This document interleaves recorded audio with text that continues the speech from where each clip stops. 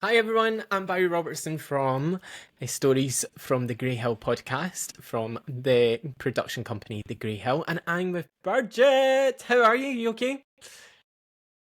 Yes, and wonderful because I can talk to you and hopefully people will be inspired after this chat. Thanks very much for talking to us. It's just basically a brief interview about the three plays that you're doing in December for the podcast. Can you tell us the titles of the three plays that you've written? The one is What Is It We Were Talking About? Then there's Time of Our Lives, and then it was Pure Baltic. Tell us a little bit more about what it is we keep talking about. What is the play about? So that is a story that came to me when I was looking an answer for the question that who are we? And it is, I would say, one of the most frequently asked questions when you read something or when you go to those events that you have to introduce it. Who are you? And you usually answer depends on where are you. But I think that in a need to understand who am I was just becoming really, really strong at some point in my life. And I read that quote that I put into that story that whatever we're trying to say or do, then we're trying to express ourselves. And I think this is exactly what we do when we're being creative as well. We are trying to express who we are. And as much as we try to do that in words, it's really difficult to do because there's no, one certain answer to that question, who you are. So we are talking about often ourselves without even understanding that we are talking about ourselves. And this is exactly what the story is about. How does the woman describe the process of trying to express herself in words? Like, she has so many questions, yet the words she asks seems to be insufficient. So for this play, the question really is, who is she? I think the best answer I've found to that question, what we keep talking about, who we are, is that we're work in progress. So that is a glimpse of that woman who's work in progress and reflecting that state of being. And the way it is written is the way I like writing the most is using nature as a source of inspiration. And a lot of metaphors that I use in my writing are nature associated. So expect descriptions from nature from Estonia, where I'm originally from, like freezing February and snowmen and snowflakes and all that, but also other moments from nature, because one thing that has been used to describe me is a force of nature. So I think it comes naturally to me to use nature in my writing as well. Very true. One of the things that I notice about this play is the quote by Doris. What does that suggest about the woman by using that quote within the play? I think it's a quote that I used, as I mentioned, to start writing this, or it kind of created that light bulb moment. And the quote was basically the source of inspiration or how it started coming out of me. So it is kind of like a core thing or the foundational thing of that piece. But it also created that train of thoughts that were put into that story. So I do remember that when I heard that or I read that quote, all of a sudden, all those pieces in my head that had been, flying around or trying to find a place, all of a sudden found their place, and that kind of a jigsaw came together into a beautiful picture, I believe. What was the process of describing oneself in the words? The woman finds it hard to express her definition through her word choices. So what was that whole process of trying to define who the woman was, but not being able to define her if she's a work in process? I'm saying that because it must have been quite difficult. Normally, when you write plays, you know who the character is, but for this, it's so beautifully thought that we don't know. So what was that like writing that? Because obviously writing different other characters, you know who they are, the background, the story, but for this it was definitely different. A lot of it is inspired by my own life and my own thoughts. So I put quite a lot of myself into that kind of writing. When there's a bit of reflection and, that kind of inner conversation. I think a lot of us have those conversations. It's a matter of being aware of those conversations. And for me, writing about those things is becoming aware. The other day I was sitting on the beach and wrote 4 pages of internal conversation down. I'm sure I'll find it as an inspiration for something else in the future when I'm going back to the notebook. But it's easy to notice your thoughts as soon as you start writing them down, because otherwise I use the metaphor of the North Sea. So we have thousands and thousands of thoughts every day. Some people say we've got about 70,000 thoughts daily in our heads. So to see what we are thinking, I find it best to write it down, and then you can kind of contain that North Sea into a visible and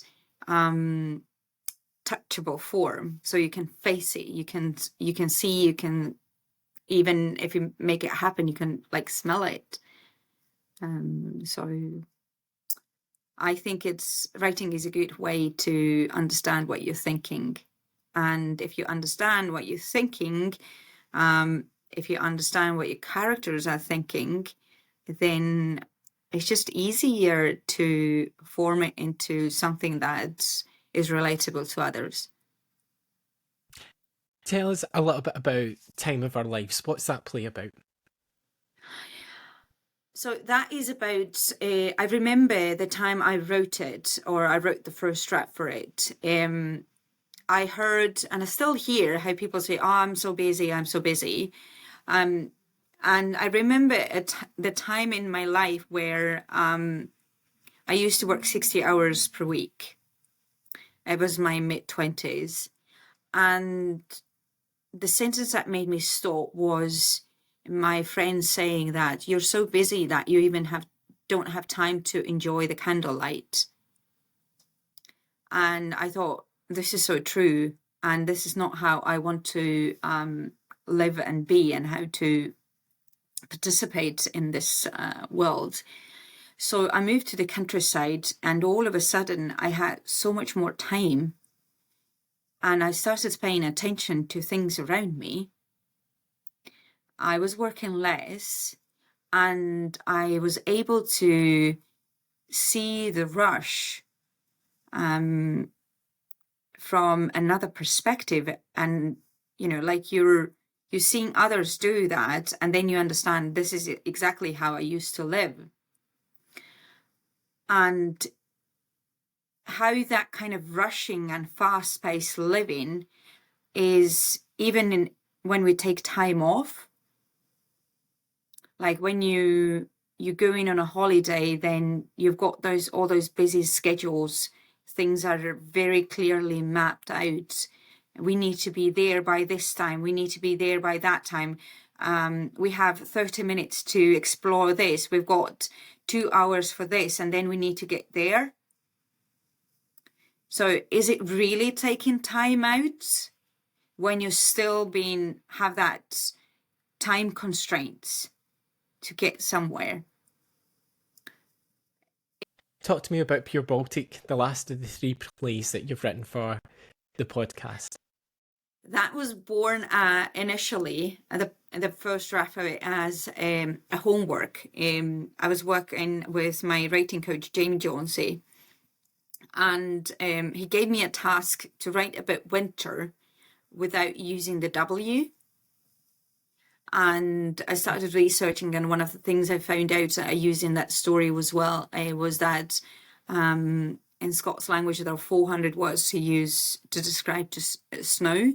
So that was the first bit was, but then he listened to my story and said, like, you should just extend it because you are the Pure Baltic. And what inspired me was, here a bit of wind and a bit of cold is described as a Baltic weather, which is super amusing to me coming from the most northern Baltic country, where winter is, we're talking about minus 20 and 25 and even minus 30 degrees.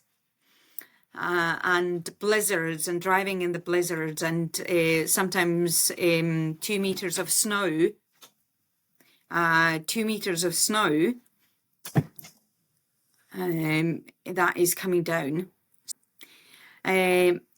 So for me, Baltic weather is different, and me coming from a Baltic country, so I do have my own relationship with that word or Baltic weather. And often people say that, why did you come to Scotland? And one of my answers that I tend to give is that because of the weather, and I'm not even joking. I know we say it's pure Baltic all the time in Scotland, but when you think about Estonia and those temperatures, completely different. So yeah, -5 is not really a cold. It's just called mild winter in Estonia.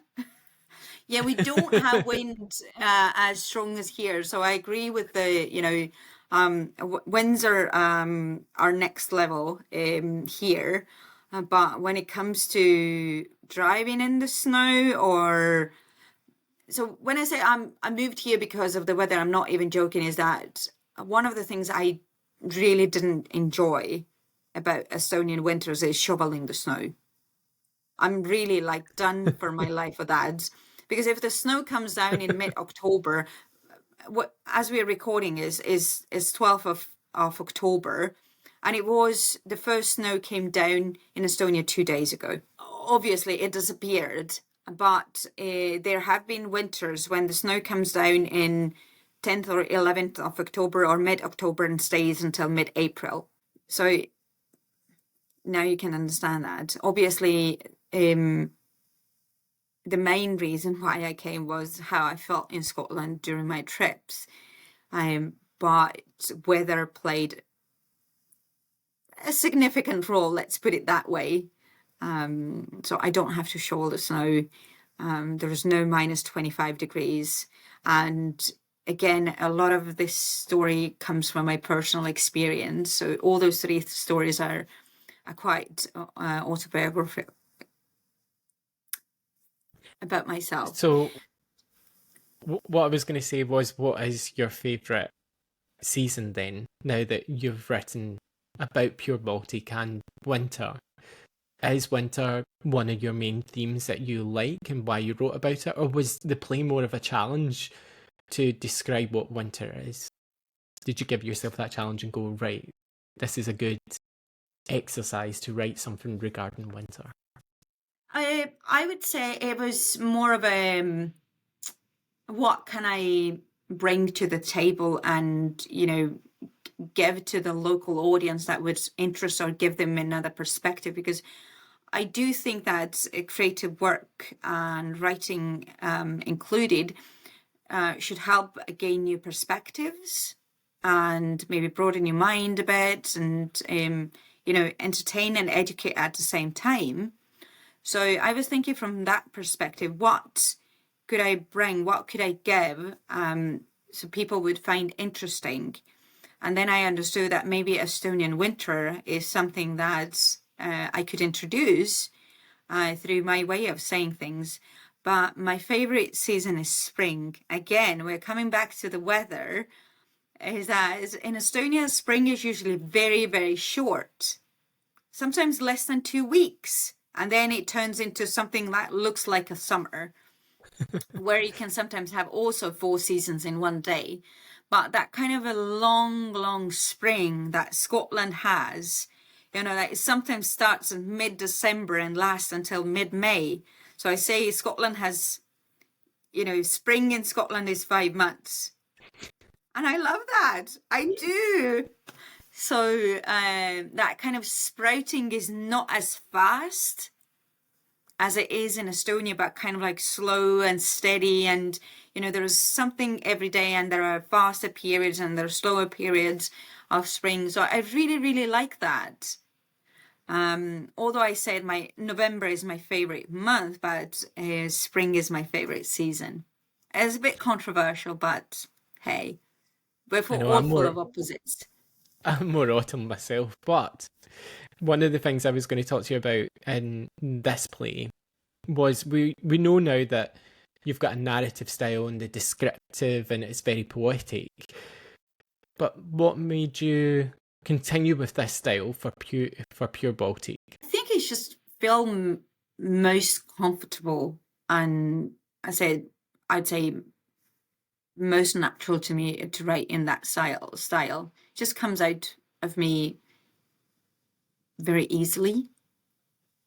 So, and when you feel that some styles are natural to you, then you tend to write in that style more.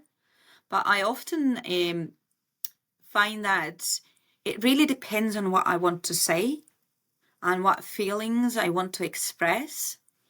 And then I'm not choosing the form or the style, but it's like what I want to say comes to me with the style. So some things just come to me in a form of a poem. And it's also being a bilingual writer, I feel like sometimes thoughts and feelings choose the language that I want to use or they want to be expressed in. So sometimes I start writing and I notice that, this I'm writing in English, and this I'm writing in Estonian. And I really can't distinguish that, these things come to me in Estonian and these things come to me in English. I haven't figured out that yet, how or why some things come to me in a form of a poem or why they come to me in a form of a this kind of thought-provoking narrative nature / whatever it is, creative style. Again, it has been hard to pinpoint for me. Yeah, this is it. This is what I'm going to do. It's like my writing chooses the form and language for me, and then I'm just surrendering. The dynamic relationship between mother and son is very charming in this play in particular. How did you develop the relationship and the banter with the characters? Or is that something close to home as well? Yeah. My source of inspiration is in the other room and was banging the door as we were speaking. So, so he's a charming. I can't say a wee lad because he's 6'4" now, but he used to be a charming wee lad when we moved here. But that's the thing with children; they grow and they grow taller than you often. So this has happened with him in Scotland. He used to be inches shorter than me, and this kind of cute little boy.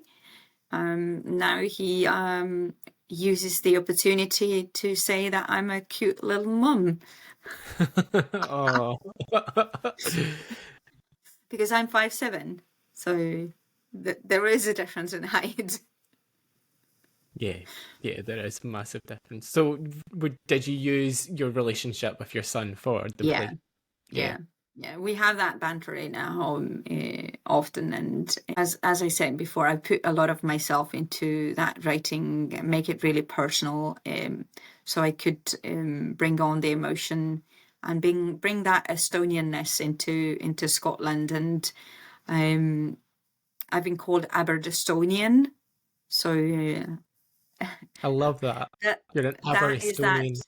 Yes, that is the est in Aberdonian that I'm bringing into that writing. One of the last questions I have for you is, what do you want listeners, the audience, to come away with after listening to your three plays? Like, what do you want them to expect? Because they're very different, all three. But how do you want them to connect with your writing, and what everlasting thoughts do you want to give them?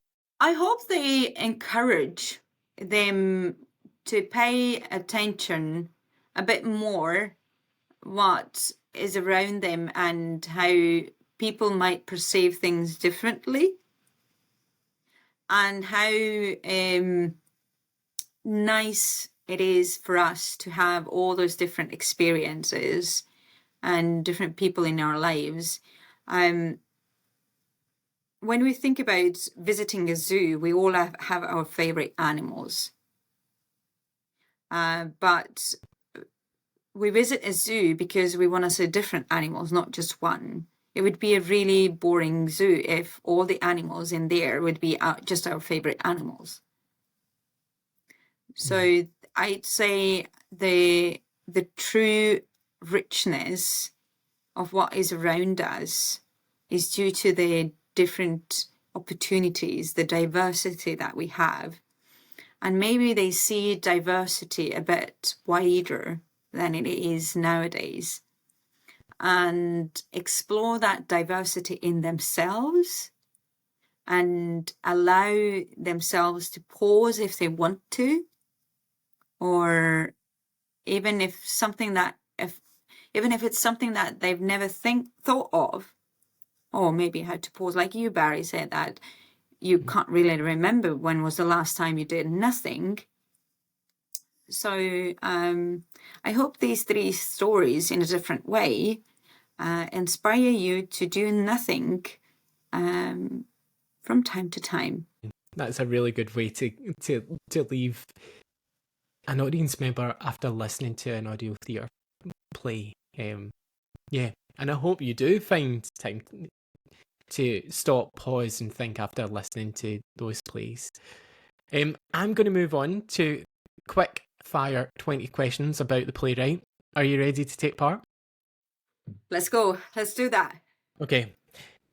How do you create relatable characters in your writing? I believe in them. Okay. You want more? No. You said it needs to be quick, so Yeah, I believe in them. Yeah. I'm inspired by life and things around me. I observe people. So sometimes I just stand on the street and observe people. Ooh. I'm not stalking them. I'm not stalking. I'm just sitting on a bench or standing and I'm just observing. What is your writing process, and do you have any unique habits or routines? My writing process is I try to write first and then edit later. Don't think it's anything unique, but I do like writing by hand as well. And I think it is, the uniqueness comes because I'm bilingual, and I think it's something that probably people who speak and write in multiple languages can relate to. What is unique is so individual, so I wouldn't say I have anything universally unique. I think my writing is what makes it unique, me in my writing. How do your personal experiences or background influence your writing? A lot. I think that is the thing that you need to have courage to put you into writing in different forms. I've had quite different experiences in my life and met a lot of interesting people, interesting stories. Being a journalist for over 13 years has definitely helped that.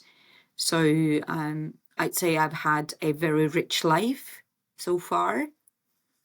And me changing, paying attention to things, to people in my life, that definitely impacts. And people who say that, oh no, my life doesn't affect my writing. How do you do that? I would really like to talk to them. How do you distance your life from your writing? How do you handle criticism of your work?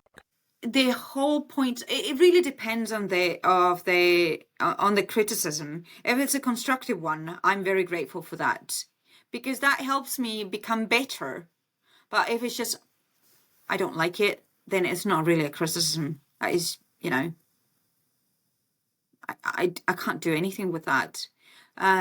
Also, there's a difference when I'm asking for a feedback. Then I need to ask myself, what do I really want? Do I want to be praised and encouraged? Or do I want to become better and see if there's something I could correct? And if you're looking something that needs to be, edited or corrected, then there's no point of feeling offended, because your editor or someone who's giving you feedback, you've got the same goal, so make your writing better.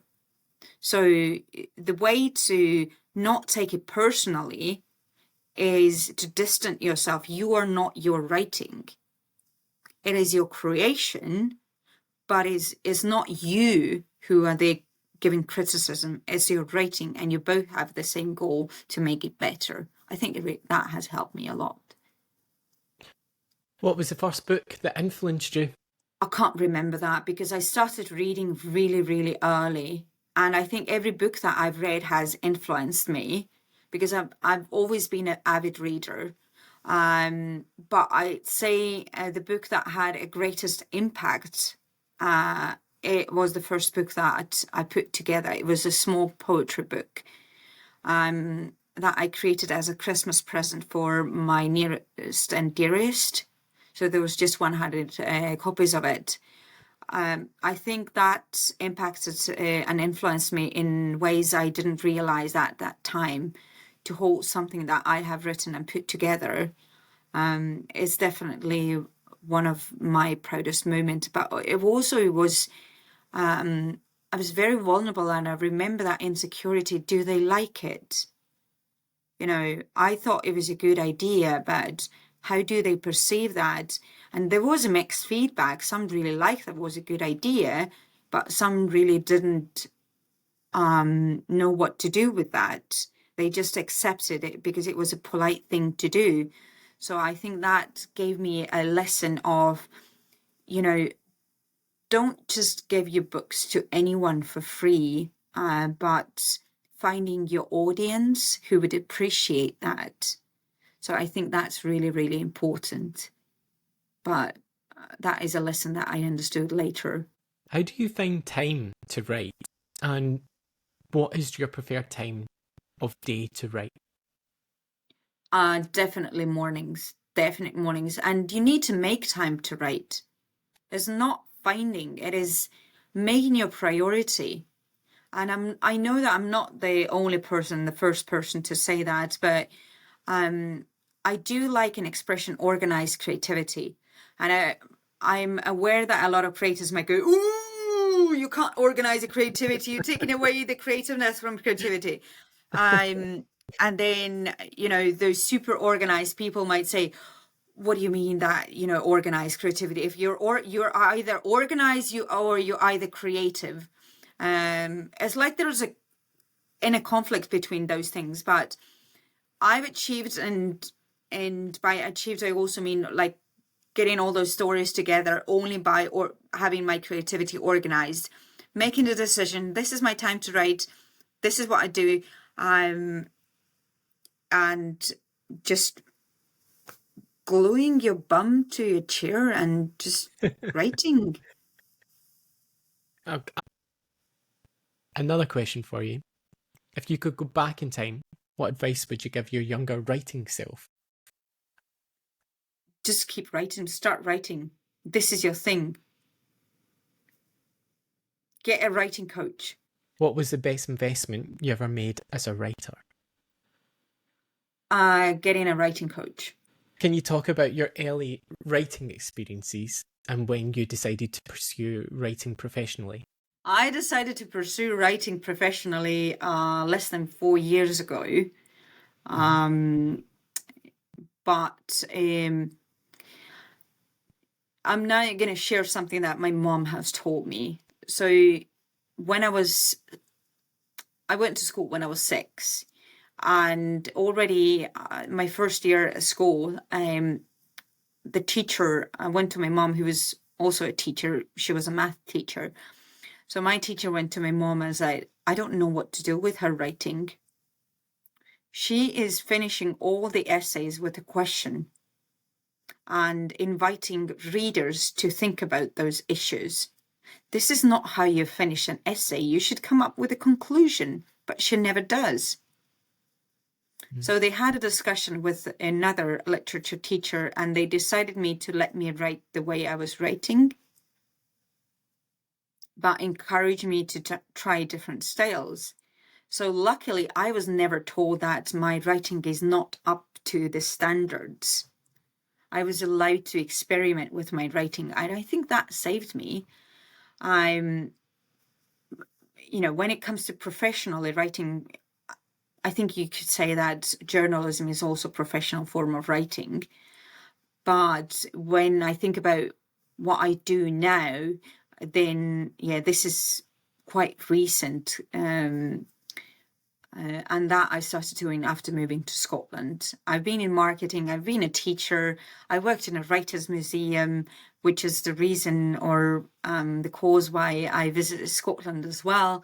So I've done a lot of jobs in my life, and I think because of those rich experiences, I can see things from different perspectives, and it helps me with my writing and understanding people, just having that empathy, those different professions. But I started teaching writing and just passing on my experience and fighting with a huge imposter syndrome, like who am I to teach writing?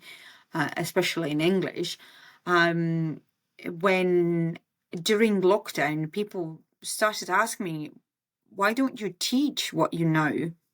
I was like, there are so many people who do that. Why do you even ask me?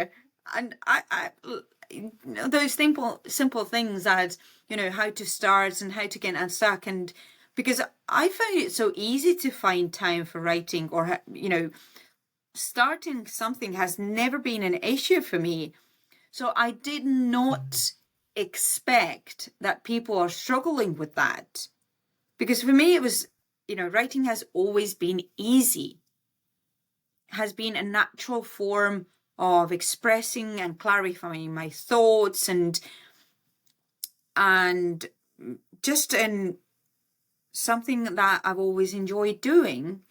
So the fact that there are people who are struggling with that, struggling with starting or getting unstuck or finding time, or they think they're not creative enough, I was like, this is not, is it really that?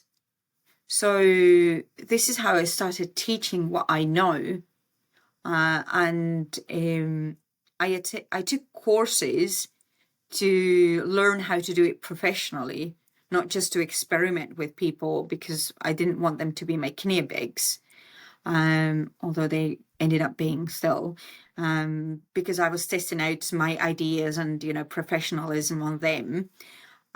But I invested a lot into developing my professional skills in craft, teaching, writing, attending courses, how people are doing that different ways, and then developing my own ways of doing that. So it has been a very intense 3.5 years, but I've never been happier. And it sounds as though it's more to continue. I hope so. With the help of this. Talking about that journey, how do you determine a particular play's appropriate tone and mood? I think I've touched that briefly. I'm not deciding that. I think that comes to me, and then I'm just being a medium, you know. The words choose me. The same poet I quoted in the story, what is it we're talking about, Doris Karava. I remember being 17, and when I asked her that question, like, how do you choose the words? And she said, I'm not choosing the words are choosing me. They are coming to me, and I'm just being someone who brings them to people to read. I feel the same. I understand now what she said. Can you share a memorable experience while writing one of your plays? I do remember there's a particular place in the Cairngorm Mountains, and I remember when we were visiting Scotland with my son, we had a road trip. Road trip in 2017, and we had just visited Balmoral Castle, and we took the Highland tourism route towards Inverness. And there's that old military road, but before turning to that old military road, there is a particular place where you can sit on a bench and you look at the Cairngorms, and the wind was playing and the light was there, and the clouds were moving so fast. And it was just an open field, and you could see all those different mountains. I still can't name them, but the breeze coming from the slopes, and I can still remember that sensation on my face. The feeling that I had arrived somewhere, but I'm not quite there yet because we were visiting. And then I remember that I gave myself a promise to come back to that place. And it happened in 2022, on 5th of August. I went back there on my own because I've always wanted to see cairngorms when the heather is blooming, you know, that purpleness going on. And I was there, and tears were falling from my eyes. So I was just wiping them off. The cheeks were wet. And I was just standing there. I had my arms around me, and there was that sad ba from the valleys. And I could taste that pollen on my tongue, and it was in my nostrils. And again, that kind of warm breeze. And it was evening light, that kind of glow. And I was just there, and I wrote a poem about how dreams are coming true. So there's a poem about that particular place, that particular day, and promises that you give yourself, and you're making them happening. And and I performed that in a spoken word festival in New Sligo, like 2 or 3 days later. And for the festival this year, I translated that into English, or it was more like a rewrite, but I just kept the vibe. So that is a particular place, a particular moment. But I've got a series of poems and a series of stories about places in Scotland, places in Estonia. So I often incorporate place into that writing because I feel inspired by things around me, by people, by places. So I think these are the most inspiring things. Talking about inspiration, what does literary success mean to you? That I'm able to inspire people, and they feel like my writing has helped them get closer where they would like to be. Impact people with my writing, with my words. The tagline I use on my website is "Be inspired." So I would like people to be inspired, and if I can inspire more people, then that is success to me. Name a book that changed your perspective on something in life. That's actually an easy one. Kevin Hall, Aspire. It is about words, their meanings, the connections. Helped me become more aware of why some words are more important to me than others, and also redefine some meanings to words. Just there's one particular word that I had been struggling for years and years and years. So, and I was told to be more compassionate towards myself. And in Estonian language, there's a word that is used to describe compassionate and condolences. So when people said be compassionate, then what came to my mind were my grandparents' funerals, when people said their condolences. So I just really didn't have an Estonian word and I was struggling to understand what being compassionate really is. So I was kind of accepting that, oh, it's just being nice to myself, it's just being kind to myself. So I was looking for synonyms. But I eventually found a word, an Estonian as well, that it is an old word and less used nowadays. But when I read that book by Kevin Hall, I really understand what compassion is compassion. So it is kind of like that passion, which is also a bit of suffering. So you're going through that passionate suffering with yourself. So then all of a sudden that word made sense to me. Then I was like, oh yeah, I can do that. Okay, now I can understand the feelings that are associated with being compassionate. What experience do you want your listeners and audiences to have while listening to your audio theatre content? What experience? Whatever they choose. And just letting me know what you chose and what you experienced. Freedom, inspiration, whatever you're looking for. What is it what you're looking for? How would you like to feel about those things? And how would you like to feel after listening to that? So ask yourself that question. It's not for me to tell you how you should feel after listening to my story. What other activities do you engage in when you're not writing?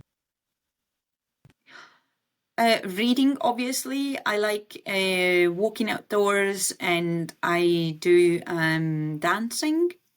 So I've done Latin dancing like salsa, bachata, kizomba for almost 3 years now. And I recently picked up swing dancing, like Lindy Hop, those 20s, 30s styles. So let's see how that goes.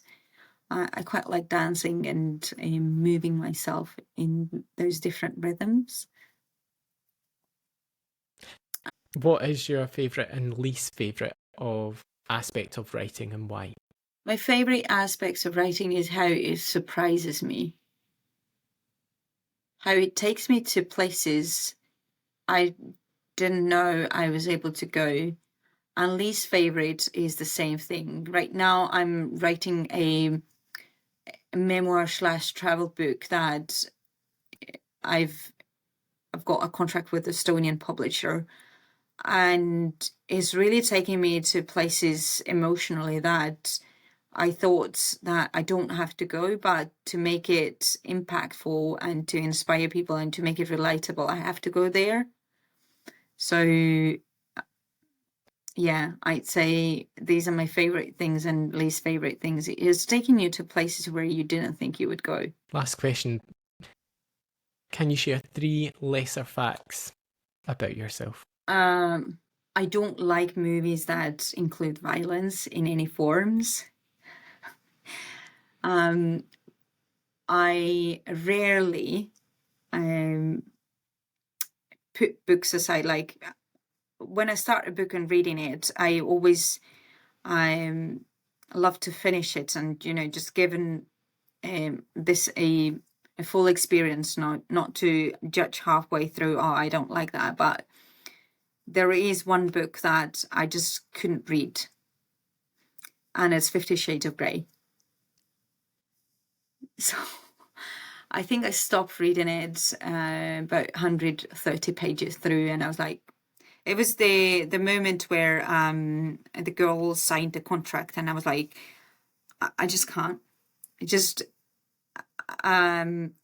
can't. And I've never seen a movie, and I don't want to see a movie. And the third one is that I do a lot of home preserves. Like, I can make my own jams, juices. I like foraging. So marinate mushrooms, like gherkins. So I'm stocked up for the winter. Thank you very much for joining us on the podcast today.